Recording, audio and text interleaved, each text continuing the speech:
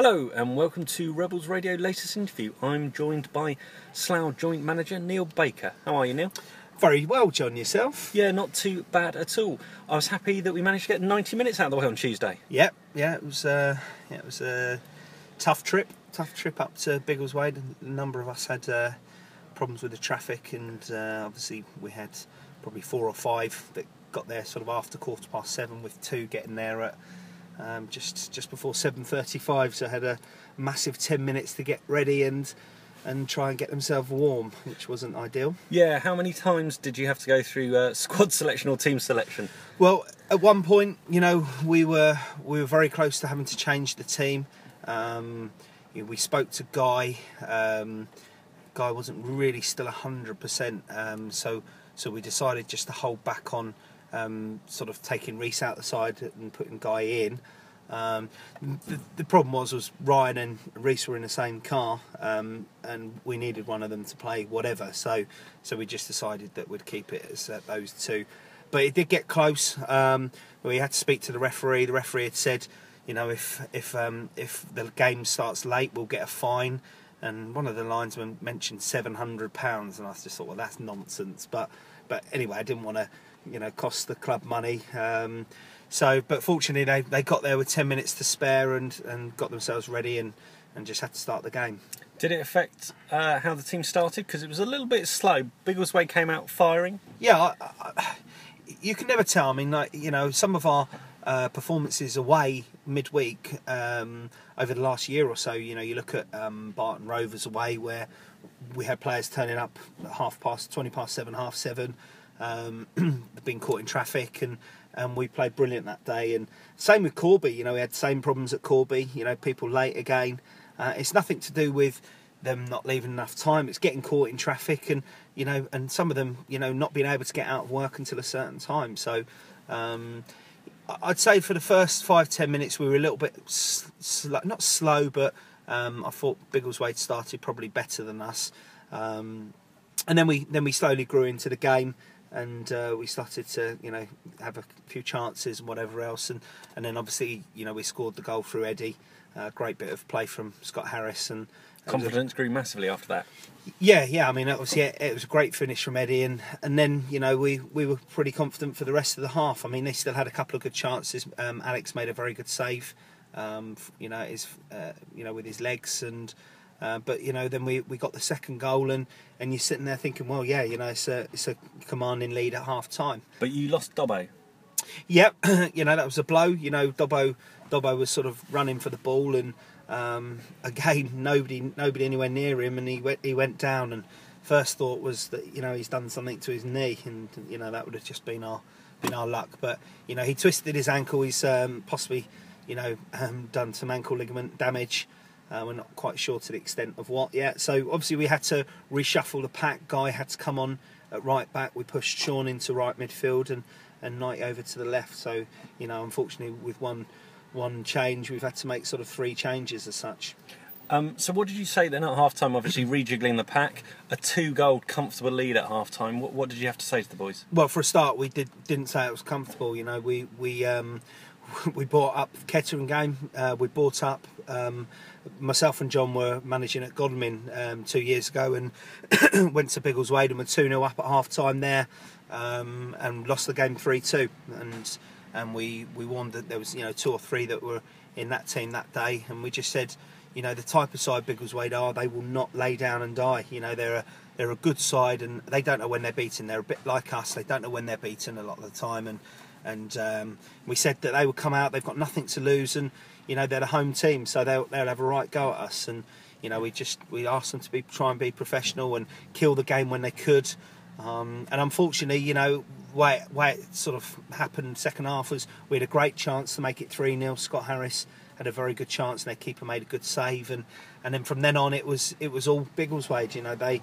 They put us under extreme pressure.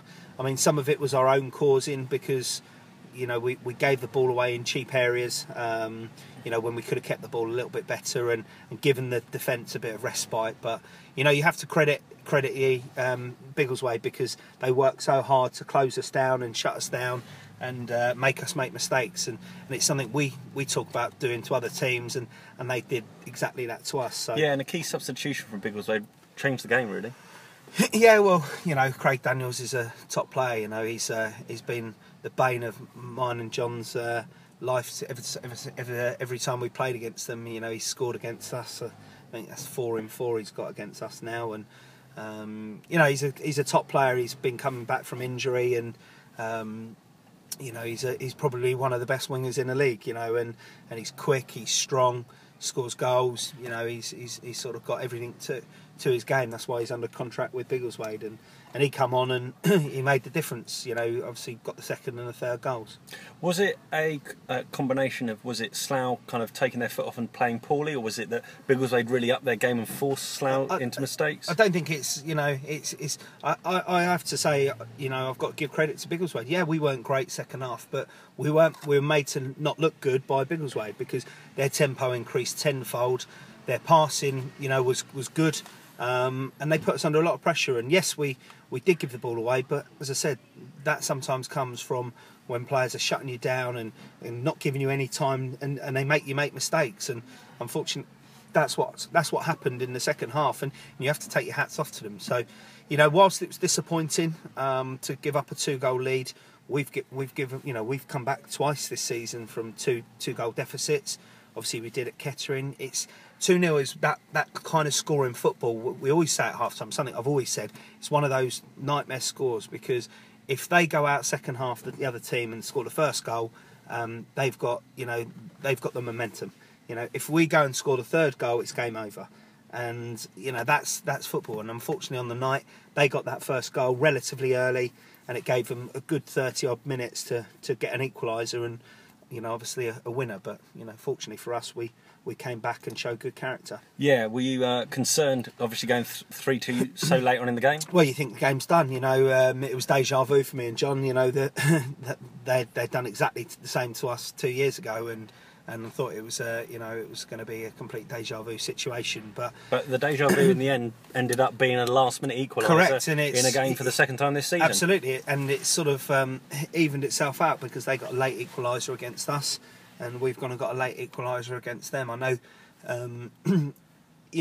we didn't give up, and that's the beauty of it. The lads showed character. They could have been completely down in the dumps because they've given away a 2-goal lead, but there was only 2 or 3 minutes left, and they had a go, and obviously a long ball into the box, or long throw into the box from Guys caused panic, and Eddie's done what Eddie can do, and he's put it in the back of the net, and it was a very good performance from him. So at the end of the day, a well-earned point for Slough? Yeah, absolutely. I said it in the change room afterwards, you're disappointed because you haven't got 3 points, but then you're also delighted because you got a point. So it's you're sort of up, you're down, you're up, you're down, and I think it was probably a fair result on the night. Okay, so moving on now from the result on Tuesday, there's been a few squad changes this week. Yeah, first one being George Short. George is a great lad. George is 20. He's got so many aspects of his game, that are fantastic. And when we train, he's the best. He's the best player in training every time we train. And there's been times where he's shown that in games, and there's been times when he hasn't. And I've been talking. I've had George for almost 5 years now, and so I'm always talking to him about his game and where he needs to improve. And we just felt that he'd sort of gone backwards from where he started so well at the start of the season. We felt he'd gone backwards a little bit, and because of the 4 or 5 games he had missing because of his head injury, we felt that he probably needed to go and get a bit of match sharpness again. And we spoke to him on Sunday night and sort of said that to him, and sort of talked about a loan move for a month. And George said okay, and then he come back to me the next day and said, do you think it's best if I have a fresh start? And if I'm honest, I couldn't tell him no. I felt it was probably the right decision for him, and probably the right decision for us at the current time. And I'm gutted about it because he's such a good lad. He's if you ever talk to him, he's just a real nice lad. Nice family, best attitude. you can possibly want. But he's travelling from Bishop's Waltham, which is near Southampton, and so he's doing that 3 times a week. He's now working. It's a big commitment, that, and when you're not playing, that becomes very, very difficult. And fair play to him. He did it all last season, and he got the rewards because he stuck by it, and he got himself in the side at the end of the season, and was a big part in our promotion. And I'm just delighted he's been able to be part of that, and we've left it on really good terms. And if things change in the future, then I would hope that he would want to come and play for us again. And I hope he really pushes on, because he deserves it. Okay. Any other squad news? Yeah, Adam Cornell, similar boat really. It's we've obviously got Scott, Eddie, Johnny. And unfortunately Adam's probably been 4th choice most of this season and last season, and Adam's a good player, but those 3 are in front of him, and I think a similar sort of thing really, whereby he's been sitting on the bench and he hasn't been getting an awful lot of football recently, and with Johnny sort of coming back to fitness now, he can see the writing on the wall a little bit, and so we had a chat with him, or John had a chat with him yesterday, and felt it was probably best that he moved on. That's sort of come from him, but it probably was on the cards as well. We might have tried to similar thing with George, possibly get him out on loan for a month or 2, but I think Adam wants to try his luck at step 4, and fair play to him for that. So he'll probably deregister and register with another Southern club, and I wish him the best. He's another really, really good lad. He's well liked in the changing room. Very, very funny boy. And again, it's for him, he's come in and he's had a good 9-10 months at the club. He's been involved in one of the best days, for Slough Town in a number of years, and he played a big part in that playoff final, especially. And I wish him all the best as well. I mean, he might actually still be with us on Saturday, funnily enough, because he hasn't signed for anyone else. He hasn't, as such, spoken to anyone else. And with the situation with Johnny, we're not 100% sure if he's going to be fit for the weekend. So Adam, to be fair to him, has said that he's happy to come up to Margate and help us out. So we'll know a bit more after sort of fitness test for Johnny a little bit later, either tonight or tomorrow. With the departures of the 2 players you just mentioned, George and Adam, is there going to be people coming in? Well, obviously we've got Rummy coming in he gets back on the 16th. He will come straight into the squad. We've got his international clearance. He's all signed on in the league. So his first game will be on the 18th. So he effectively only really misses one more league game, which is Poulton next Saturday. So Rummy's in, but your Rummy is only for 7-8 weeks. He's been offered a professional contract in New Zealand, and he's going to be doing that. However, I think we get the benefit of him for 10 or 11 games, which is a quarter of the season, and it's no different than having a loan player as such, but he's somebody that we know we can trust. He's a good lad, and for the time that he'll be with us, he'll be ultra professional. So he'll be coming in, and we are looking at 1 or 2 little things, with the squad. There's nothing else in the sort of offing at the moment, but myself and John are constantly looking at it. There's 1 or 2 players out there that do take our fancy. They're not available at the moment, but we'll keep our eyes on things, and we're not going to rush into making any decisions. And the players who are going, you could say are your more of your squad players, and it's not your sort of main players that are playing, although you could argue that with George in terms of he has played a lot of games this season. But I think with Rummy back in, Searsy coming in doing really well, you've got Jamie McClurg, you've got Luke Knight, Ben Edwards. I think he would have found it difficult to play. So yeah, I mean there's nothing that we're doing as such at the moment, but we'll be monitoring that. Okay, for the immediate future, what does the squad look like for Saturday? Obviously, Dobbo was suspended, but he's going to be injured anyway. Yep. What is the rest of the team news? Well, Ben pulled an adductor muscle in the warm-up on Tuesday night. Unfortunately, he was one of the ones that got there late. Went, been in the car for 2.5 hours, got out, tried to do a warm up straight away, and unfortunately pushed it, and he got a slight paw in his adductor, so he's a doubt. We've got a doubt over Adrian Sear as well. So we're not we're not in the strongest position that we could be in, but we're okay. We're happy with what we're going to have going to Margate. What's the importance of the trophy this season? Well, every cup game is important.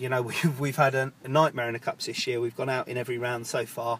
It'd be lovely to not have to do that, at Margate. But tough ask to go there. We're under no illusions. It's for us. Saturday is something that we can go and enjoy. And take the shackles off the lads a little bit, and just tell them to go and enjoy it and have a go. I know Margate have talked a lot about teams going there and shutting up shop and trying to hit them on a break and whatever else, and we're probably not going to do that. We're going to go and enjoy ourselves and have a bit of a go, and see what happens. I mean, they've got some top players. They've got big budget down there, and also a very, very impressive home record, only beaten once this season. Yeah, I mean, they're a top side. They are a side that's been put together by Terry Brown and Stuart Cash. Two guys who I know very, very well, and respect greatly. Terry's a local guy. Lives in Binfield, and Cashy I played under at Aldershot. So the side that they've put together is not a step 3 side. It's a step 2 / step 1 side. They've got loads of league experience, loads of conference experience, and it's no secret that they are shelling out the money. The chairman's really backing them. He's got a big vision for Margate as a club. To they're putting loads of money into the infrastructure and the side, and it's going to be an impressive club for a number of years, I'm sure. And yeah, it's the hardest draw we could have got at this stage, but you know what? So what? It's a game of football at the end of the day. They got beat on Tuesday night against Enfield 3-1. Which obviously they would not have been expecting to.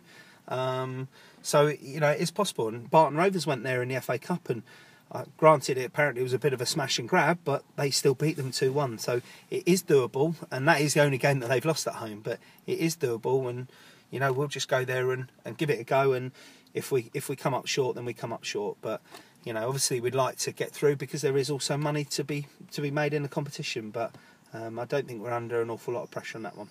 Well, let's look forward to a good away day down by the seaside. Yeah. If you want to join us, if you can't make it, please join us at MyFC Rebels Radio during the game. But let's hope there's plenty of Rebels travel down to make it an even better atmosphere on the day and get behind the lads. Yeah, definitely. I think it'd be a good crowd there, and it'd be great to see as many Slough fans as possible, and getting behind the team as they usually do. Well, thank you ever so much for your time, Neil. Cheers, John. Bye.